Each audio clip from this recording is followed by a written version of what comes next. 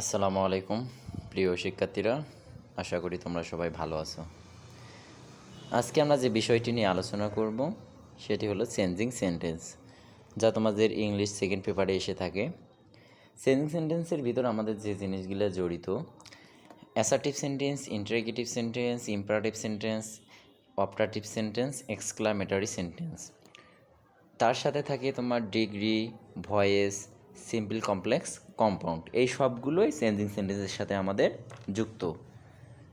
এখন দেখো, আজকে আমরা যে বিষয়টি আলোচনা করব সেটি হলো তোমাদের সেন্টেন্স ওয়ারি চেঞ্জিং সেন্টেন্স, অর্থাৎ অ্যাসার্টিভ থেকে এক্সক্লামেটরি পর্যন্ত আমাদের পরিবর্তনগুলো নিয়ে আজকে আলোচনা করব। দেখো, অ্যাসার্টিভ সেন্টেন্স আবার দু প্রকার, অ্যাফার্মেটিভ এবং নেগেটিভ। আমরা যদি অ্যাফার্মেটিভ থেকে নেগেটিভ করি, সেক্ষেত্রে যদি দেখি অ্যাফার্মেটিভ সেন্টেন্সে অক্সিলারি ভার্ব থাকে, তাহলে অক্সিলারি ভার্বের সাথে নট যুক্ত করে আমরা কি করব, মূল যে শব্দটা থাকবে তার বিপরীত শব্দটা লিখলেই আমাদের নেগেটিভ হয়ে যাবে। বিপরীত শব্দটা লেখার কারণ হলো যেন মানের কোনো বা অর্থের কোনো পরিবর্তন না ঘটে। He is a good boy, এটা হলো অ্যাফার্মেটিভ সেন্টেন্স। আমি যদি মনে করো হি is not a good boy দিতাম, তখন কিন্তু সে ভালো ভালো হইতো না, তখন কিন্তু অর্থটা চেঞ্জ হয়ে যাইতো। এই জন্য আমরা কী করবো, মেন শব্দটার উল্টা শব্দটা লিখবো। অর্থাৎ he is not a bad boy, সে খারাপ বালক নয়, তার মানে অবশ্যই সে ভালো বালক। তারপরে দেখো, অনলি বা অ্যালোন থাকলে, কোনো সেন্টেন্সে যদি অনলি বা অ্যালোন থাকে অ্যাফার্মেটিভ সেন্টেন্সে, সেক্ষেত্রে অনলি বা অ্যালোন ইত্যাদির জায়গায় ব্যক্তি বোঝালে নান বার্ড, বস্তু বোঝালে নাথিং বার্ড এবং সংখ্যার ক্ষেত্রে নট মোর দ্যান বা নট লেস দ্যান বসে, আর কোনো কিছু পরিবর্তন হয় না। ফর এক্সাম্পল দেখো, only he can play good cricket. তার মানে এখানে অনলি হি, এখানে একটা ব্যক্তিকে বোঝাচ্ছে, তাহলে কী হবে, অনলির জায়গায় নান বাট হবে, তাহলে নান ব্যাট, বাকি অংশ যেটা থাকবে সেটাই। অলওয়েজ থাকলে যেখানে অলওয়েজ থাকবে, অলওয়েজের বিপরীতে তুমি লিখবা নেভার, এবং শব্দটা মেন যে কিওয়ার্ডটা থাকবে তার বিপরীত শব্দ লিখবা। তাহলে শি ইজ অলওয়েজ পাংচুয়াল, তার মানে শি ইজ অলওয়েজের জায়গায় নেভার এবং পাংচুয়ালের বিপরীত হলো লেট। এভরি বা অল থাকলে, তাহলে এভরি বা অল ইত্যাদি যদি থাকে, তাহলে এভরি বা অলের জায়গায় হবে দেয়ার ইজ নো, প্লাস এভরির সাথে যে শব্দটা থাকবে সেই শব্দটা ওখানে, অর্থাৎ সাবজেক্টটা বসাবো। তারপর কি লিখবো, সাবজেক্টটা বসার পর বাট বা হু ডাস নট, তারপর বাকি অংশ। তাহলে দেখো, এভরি ওয়ান হেটস এ টেরোরিস্ট, তাহলে এভরির জন্য কী হবে, দেয়ার ইজ নো, এবং সাবজেক্ট আছে ওয়ান, তাহলে দেয়ার ইজ নো ওয়ান হে, তারপর কি লিখবো, বাট বা হু ডাজেন্ট, হয় বাট লিখবো নাহলে হু ডাজেন্ট লিখবো, তারপর বাকি অংশ হেটস এ টেরোরিস্ট।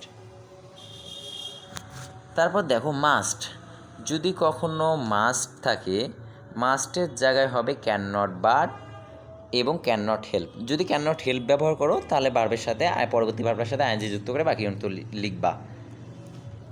যেমন হি মাস্ট কেয়ার দেম, তাহলে he can not but care them, অথবা he can not help caring them. এখন দেখো, as soon as dot dot dot আবার কমা থাকলে, প্রথম অ্যাজ সুন অ্যাসের বদল হবে তোমার নো সুনার হ্যাড, এবং কমা উঠে গিয়ে হবে দেন। তারপর দ্বিতীয় বাক্য যেটা থাকবে সেটাই লিখবা। এখন দেখো, as soon as he saw the tiger he ran away.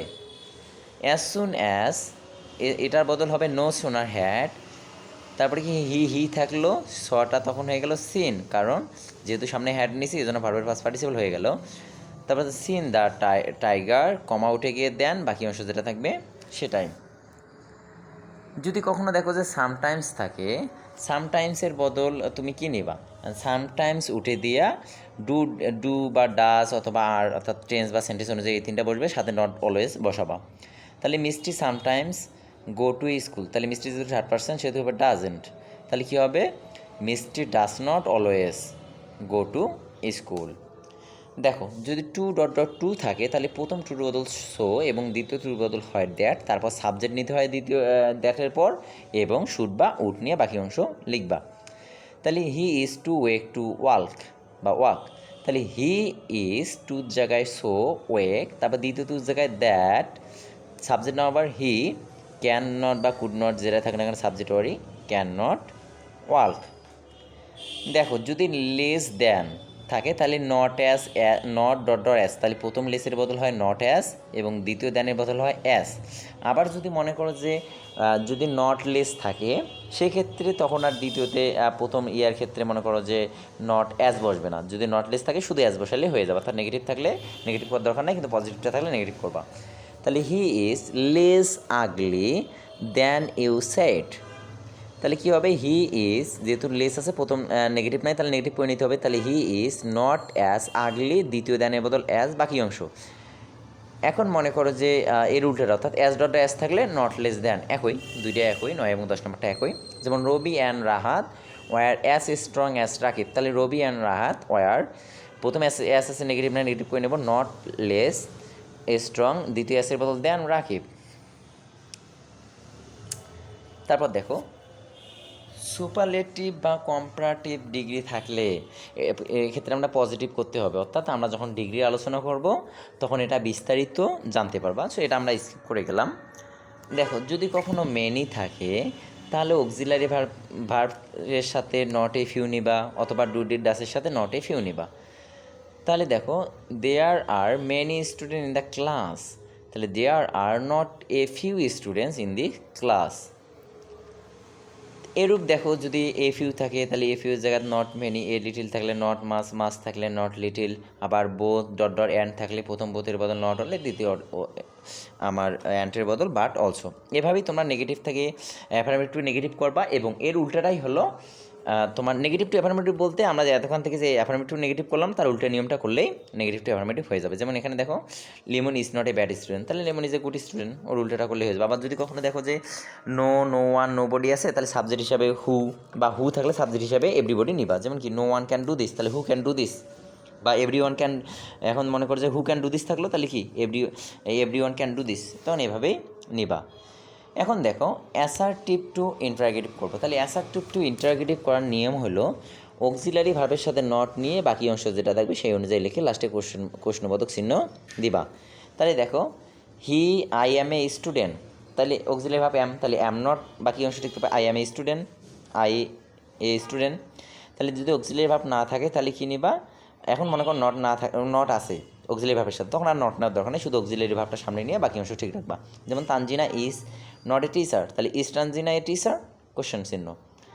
তারপর দেখো অক্সিলারি ভার্ব না থাকলে কোশ্চেন অনুযায়ী do, did, does not, because তারপর বাকি অংশ যেভাবে পরিবর্তন হয় একই। তাহলে আসছি প্লেস ফুটবল, যেহেতু এখানে অক্সিলারি ভার্ব নাই, যেহেতু থার্ড পারসন সিঙ্গুলার নাম্বার, তাহলে ডাজেন্ট নিব, তাহলে ডাজেন্ট, বাকিটা ঠিক থাকবে, আসছি প্লেস ফুটবল। তাহলে দেখো আর যদি মনে করো যে ডু ডিড ডাস নটের সাথে নট থাকে তখন আর নট নিব না, শুধু ডু ডিড ডাস নটটা সামনে নিয়ে বাকি অংশ ঠিক রাখবো। তাহলে তামান্না ডাজেন্ট প্লে ক্রিকেট, তাহলে ডাস তামান্না প্লে ক্রিকেট। নাথিং থাকলে দেখো নাথিং থাকলে ডু ডিড ডাস হবে এবং সাবজেক্টের পর এনিথিং বসাবা, তাহলে পায়েল নাথিং পারফেক্ট, তাহলে কী করবা, যেহেতু পায়েল থার্ড পারসন ডাসটার সামনে নাও, ডাস পায়েল নাথিংয়ের বদলে এনিথিং পারফেক্ট। এখন দেখো no one, nobody, no one ইত্যাদি থাকলে তার পরিবর্তে হু লিখে লাস্টে কোশ্চেন বোধক চিহ্ন দিবা। তাহলে দেখো who, no one can do this, who can do this. এবার দেখো নেভার যদি থাকে সেই ক্ষেত্রে অক্সিলারি ভার্বটা সামনে নিবা, যদি না থাকে ডু ডিড ডাস নিবা সেই অনুযায়ী, এবং তারপর সাবজেক্ট, তারপর কি নেভারের জায়গায় নিবা ইভার, বাকি অংশ, তারপর বাকি অংশ দিয়ে কোশ্চেন চিহ্ন। দেখো আই নেভার ড্রিঙ্ক টি, তাহলে কী হবে, যেহেতু আই হলো ফার্স্ট পার্সন সেটা ডু নিলাম, তাহলে ডু আই নেভারের জায়গায় ইভার, বাকি অংশ ঠিক থাকবে, লাস্টে কোশ্চেন চিহ্ন। 8 নম্বর দেখো এভরি ওয়ান, এভরিবডি, অল ইত্যাদি থাকলে who, doesn't, do not, did not, does not, বা কোশ্চেন অনুযায়ী এটা বসবে, তারপর বাকি অংশ হবে। তাহলে এভরিবডি হেট এ লায়ার, তাহলে who doesn't hate a liar. এখন দেখো 9 নাম্বার দেখো এভরি থাকলে ইজ দেয়ার এনি, আমরা কি আগেরটা কী জানছিলাম অ্যাফার্মেটিভে যে এভরি থাকলে আমরা কি বসাছিলাম দেয়ার ইজ এনি, তাহলে এখানে শুধু অক্সিলারি ভার্বটা সামনে যাবে, একই জিনিস, ইজ দেয়ার এনি হবে, তাহলে এভরি থাকলে is there any but like fly, question চিহ্ন। ইন্টারগেটিভ থেকে অ্যাসার্টিভও একই, উল্টা নিয়মটা এতক্ষণ থেকে যেটা করলাম সেটা। এখন দেখো অ্যাসার্টিভ টু ইম্পারেটিভ সেন্টেন্সে কী হবে, অ্যাসার্টিভ যে টু ইম্পারেটিভ সেন্টেন্স সবচেয়ে সোজা, শুধু ভার্ব থেকে অবজেক্টটা লিখে দিলে হয়ে যাবে। তাহলে ইউ ডু দ্য সাম করলে হয়ে গেল। তাহলে দেখো ইউ শুড নট গো দেয়ার, তাহলে যদি নেগেটিভ থাকে সামনে নিবা ডু নট, তাহলে কি ডোন্ট গো দেয়ার। তাহলে দেখো নেভার প্লাস যদি নেভার থাকে নেভারের পরবর্তী অংশ নিবা, you never tell a lie, always থাকলে অলওয়েজের থেকে পরবর্তীতে যেটা থাকবে সেটাই নেবা। তাহলে you should always speak the truth, always speak the truth. আবার দেখো ফার্স্ট পার্সন এবং থার্ড পার্সনে থাকলে এবং আদেশ উপদেশ নির্দেশ বোঝালে লিডের সাথে সাবজেক্টের অবজেক্টিভ ফর্ম হবে এবং নিষেধ বোঝালে সাথে কী করবা, নট যুক্ত করে ভার্ব প্লাস অবজেক্ট বাকি অংশ লিখে দিবা। তাহলে দেখো হি প্লেস ফুটবল, যেহেতু আমাদের থার্ড পার্সন বোঝাইছে তার মানে কী লিখবো, লেট হিটাকে কী করবো, এর অবজেক্টিভ ফর্ম অর্থাৎ হিম, তাহলে কি লেট হিম প্লেস ফুটবল। এখন দেখো হি মে নট গো, নেগেটিভ আছে তাহলে সে নেগেটিভ করতে হবে, তাহলে let him not go there. Request যদি কখনো থাকে অ্যাসার্টিভ সেন্টেন্সে, তাহলে এটা যদি আমি ইমপারেটিভ করি তাহলে প্লিজ বসবে রিকোয়েস্টের জায়গায়। মনে করো যে you are requested to given me a glass of water please, তারপর মেন ভার্ব সহ বাকি অংশ, মেন ভার্ব কী আছে, গিভ থেকে, তাহলে লিখে please give me a glass of water. আবার ইম্পারেটিভ থেকে অ্যাসার্টিভের তোমাদের একই নিয়ম। এখন আসি অ্যাসার্টিভ টু এক্সক্লামেটরি। অ্যাসার্টিভ যদি এ যুক্ত অ্যাডজেক্টিভ থাকে, এ এবং অ্যাডজেক্টিভ যুক্ত যদি অ্যাসার্টিভ সেন্টেন্স থাকে, এটা যদি আমি এক্সক্লামেটরি করতে চাই তাহলে প্রথমে আমরা কি আনবো, হোয়াট, তারপর হোয়াটের সাথে এ বা অ্যান যেটা থাক না কেন, তারপর কি আনবো, অ্যাডজেক্টিভ নিব, তারপর কি বাকি অংশ যেটা থাকবে সেটা, এবং লাস্টে কি দিব, সাবজেক্ট এবং অক্সিলারি ভার্ব দিয়ে কোশ্চেন চিহ্ন দিব। তাহলে দেখো ইট is a very beautiful garden, তার মানে যেহেতু এ আছে সেহেতু শুরুতে হোয়াট নিয়ে আসবো, হোয়াট এ, তারপর কি অ্যাডজেক্টিভটা নিয়ে আসবে, অ্যাডজেক্টিভ এখানে কি বিউটিফুল, বাকি অংশ কী আছে গার্ডেন, তাহলে বিউটিফুল গার্ডেন, তাহলে সাবজেক্ট এবং অক্সিলারি ভার্ব, সাবজেক্ট কী আছে ইট এবং অক্সিলারি ভার্ব আছে ইজ। এখন মনে করো যদি এ থাকে, এ যদি না থাকে সেক্ষেত্রে আমরা হাউ নিব, সেম নিয়ম। তাহলে কত, the garden is very beautiful, তার মানে কি হাউ তারপরে অ্যাডজেক্টিভ কী আছে বিউটিফুল, দ্য গার্ডেন ইজ। এখন দেখো যদি উইস থাকে তাহলে কি করবা, তুমি যদি উইস থাকে এটা হ্যাড দিয়ে সাবজেক্ট প্লাস অবজেক্ট নিতে পারো, যেমন I wish I had were a king, তখন আমি কী করবো, হ্যাড নিয়ে কী করবো, had I were a king, had নিয়ে সাবজেক্ট নিয়ে বাকি অংশ লিখবো। তাহলে আবার দেখো কিন্তু যদি তুমি মনে করো ইফ বসাও, তখন শুরুতে তুমি ইট বসে করতে পারো, যে if I had the wings of a bird এভাবে করতে পারো। তারপর দেখো উইস টু ডিসাইড টু থাকলে তখন কি করবা, উইস টু ডিসাইড টু থাকলে ইফ প্লাস সাবজেক্ট নিবা, যেমন আই উইস টু, তাহলে কী হবে, যেহেতু উইস টু আছে সেহেতু কী করবা, ইফ আই, তার মানে যেহেতু সাবজেক্ট নিলাম আই, তারপর কুড নেব, তাহলে আই কুড বাকি অংশ ঠিক থাকবে, ওয়ার এ কিং, লাস্টে কোশ্চেন আশ্চর্যবোধক চিহ্ন।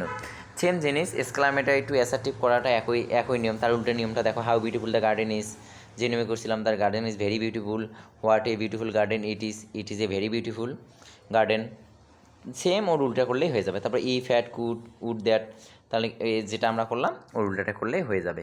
কিন্তু আরেকটা এক্সট্রা জিনিস দেখো, যদি কখনো দেখো যে হুররা, তখন অ্যাসার্টিভ করার সময় it is matter of joy that লিখবা, অ্যালাস থাকলে it is matter of sorrow that, five বোঝাইলে কি ইট ইজ শেমফুল দ্যাট, ইত্যাদি। এভাবেই তুমি লাস্টে কোশ্চেন বাদন চিহ্ন দিয়ে, মানে যে শব্দটা লিখবা তার সাথে কোশ্চেন বাদন চিহ্ন দিয়ে বাকি অংশটা করবা, কোশ্চেন চিহ্ন না আশ্চর্যবোধক চিহ্ন দিয়ে সম্পূর্ণ সেন্টেন্সটি বসাবা। যেমন দেখো hurrah we have won the game, তার মানে যেহেতু আনন্দ বোঝাইছি it is matter of joy হবে, তাহলে it is matter of joy that বাকি অংশ ঠিক থাকবে। এখন alas we fail the examination, তাহলে it is matter of sorrow that হবে, তাহলে it is matter of sorrow that বাকি অংশ ঠিক থাকবে। তার মানে কি ইট ইজ শেমফুল দ্যাট বাকি অংশ ঠিক থাকবে। এভাবেই মূলত তোমরা চেঞ্জিং সেন্টেন্স যখন করবা, চেঞ্জিং সেন্টেন্সে তোমরা আগে সেন্টেন্স ওয়ারি, আজকে আমরা আলোচনা করলাম সেন্টেন্স ওয়ারি, নেক্সট ক্লাস আমরা মনে করো যে ভয়েস করব অথবা ডিগ্রি, তারপর সিম্পল কমপ্লেক্স কম্পাউন্ড করলে আমাদের মনে করো চেঞ্জিং সেন্টেন্সটা সম্পূর্ণ শেষ হয়ে যাবে। সেই সাথে আমাদের ইংলিশ ফার্স্ট পার্ট এবং সেকেন্ড পার্টেরও সকল টপিক শেষ হয়ে যাবে 6 to SSC পর্যন্ত, তারপর আমরা ইনশাল্লাহ বাংলাটা শুরু করব। সো এগুলি সেন্টেন্স করার জন্য বেশি বেশি বিগত সালে বোর্ড কোশ্চেনগুলো করবা, যারা এসএসসি এবং এইচএসসি দিবা তাদের জন্য বিগত সালের বোর্ড কোশ্চেনগুলো সবচেয়ে জরুরি। আজকে এ পর্যন্তই, সবাই ভালো থেকো, সুস্থ থাকো, আল্লাহ হাফেজ।